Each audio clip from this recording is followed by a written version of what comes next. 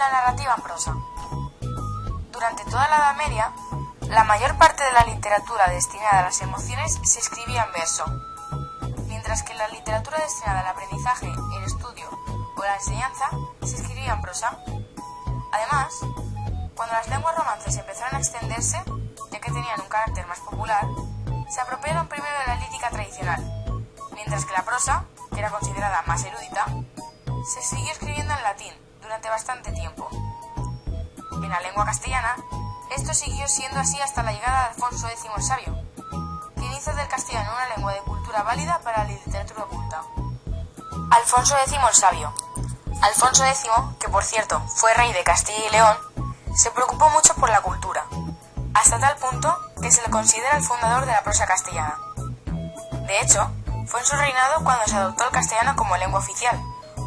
Organizó 3 grandes centros culturales que giran alrededor de Toledo, Sevilla y Murcia. En la primera ciudad se ubicó la Escuela de Traductores de Toledo.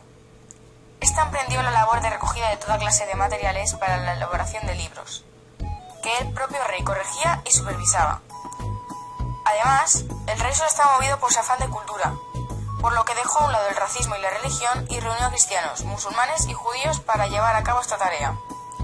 Las obras aquí producidas pueden dividirse en 3 grupos: las obras jurídicas, las obras científicas y por último las obras históricas. Los cuentos son considerados breves narraciones en prosa. La mayoría de las colecciones de cuentos medievales están enmarcadas. Esta estructura relato-marco sirve para seguir el hilo narrativo, como por ejemplo en Cuentos de Canterbury, en la que sale una peregrinación que se encuentran varios peregrinos, o también en El Conde de Lucanor, que es un diálogo entre un maestro y su discípulo. Estas colecciones llegaron a Europa a través de las traducciones de los cuentos orientales que se realizaron en la Escuela de Traductores de Toledo, que, como hemos dicho antes, creada en el siglo XII por el arzobispo don Raimundo y dirigida en el siglo XIII por el rey Alfonso X. Don Juan Manuel era el sobrino de Alfonso X el Sabio. Participó activamente en guerras políticas de su tiempo. Don Juan Manuel en un principio apoyó a Fernando IV durante su menoría de edad, pero después se pasó al bando de Alfonso de la Cerda, cuando él fue proclamado rey. En su caída volvió junto a Fernando IV y tras la muerte de este participó en la lucha de los nobles sobre la regencia del menor Alfonso XI, quien le prometió el reino de Toledo. Don Juan Manuel se casó 3 veces. En uno de sus matrimonios consiguió incrementar considerablemente su fortuna y sus prestigios nobiliarios. Más tarde, tuvo problemas con el rey, alejándose así de los temas políticos y centrándose más en la literatura. Don Juan Manuel fue una de las personas más cultas de su época y ayudó a dar un gran impulso a la prosa castellana. Basándose en fuentes latinas, creó una obra personal, de intención didáctica, de gran unidad lingüística y estilística. Sus obras iban dirigidas sobre todo a la formación de los jóvenes nobles para que tuvieran los suficientes recursos para desenvolverse en la vida de la corte. La novela de caballerías. Los libros de caballerías son un género novelesco en que se cuentan las hazañas y hechos fabulosos de caballeros aventureros.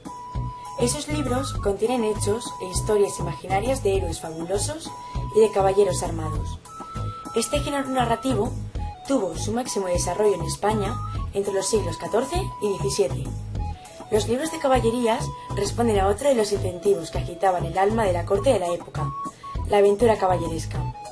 El protagonista de casi todos los libros de caballerías es un caballero andante, un héroe de fidelidad amorosa que busca fama y honor luchando contra caballeros y seres maravillosos y convirtiéndose en un guardián de los oprimidos en una serie de viajes por tierras lejanas.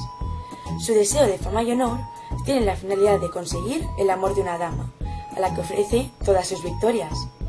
Las novelas caballerescas se parecen a la novela sentimental porque el código moral se entrelaza con el código erótico. Un rasgo común y destacable de estas obras es que el autor afirma que el texto procede de un manuscrito encontrado por él y que está escrito en una lengua extranjera. Algunos ejemplos de novelas caballerescas son Gran conquista de ultramar, que contiene una crónica novelesca de la conquista de Jerusalén durante la Primera Cruzada. Tirant lo Blanc está escrito en catalán y es la obra más cercana a los libros de caballerías del siglo XVI. Según Cervantes, es el mejor libro del mundo. El Quijote, que acaba con los libros de caballerías de los que hace una parodia, ya que después de su publicación se dejaron de reimprimir. La novela sentimental. Este género goza de gran éxito, sobre todo entre el público femenino de la corte, ya que, pese a adoptar temas caballerescos, es más importante el sentimiento amoroso y su evolución. En estas narraciones no hay episodios fabulosos. El protagonista no pretende convertirse en un héroe, sino en un perfecto modelo de amante y afrontar los riesgos que se cruzan en su camino. Ha de ser liberal, cortés, atrevido y sensato, además de leal. Muchas de estas aventuras terminan en la muerte, ya que la enajenación amorosa suele conducir al suicidio. Algunos ejemplos son Siervo libre de amor, Triste deleitación, Historia de Grisel y Mirabella, Repetición de amores y Cárcel de amor. Además, las características de este género son que el relato ocurre en primera persona, aunque a veces el autor cede la palabra al protagonista u otros personajes.